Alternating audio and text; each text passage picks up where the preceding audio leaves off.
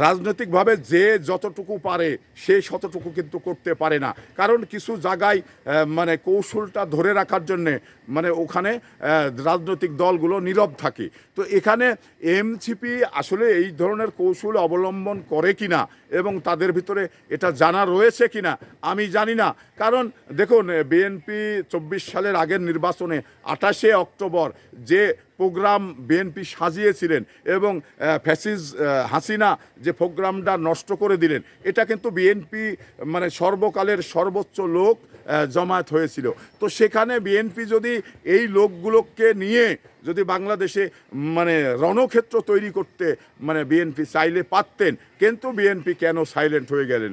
যেখানে রাষ্ট্রীয় পাওয়ার ফ্যাসিস্টদের হাতে, সেখানে বিএনপির মানে সারা দেশের জনগণও যদি সরকারের সঙ্গে চ্যালেঞ্জ করে তাহলে পারে না, এটা বুঝতে হবে। তো এখানে এনসিপির নেতারা হবিগঞ্জে 20 জন নেতা রাষ্ট্রের সঙ্গে মানে যুদ্ধ ঘোষণা করলেন। তো এখানে আমি এনসিপির নেতারে বলি, রাষ্ট্রের সঙ্গে যুদ্ধ ঘোষণা করে কখনো কি আপনি পারবেন? কখনো কি আপনি আপনার কাছে মানে কোনো হাতিয়ার রয়েছে?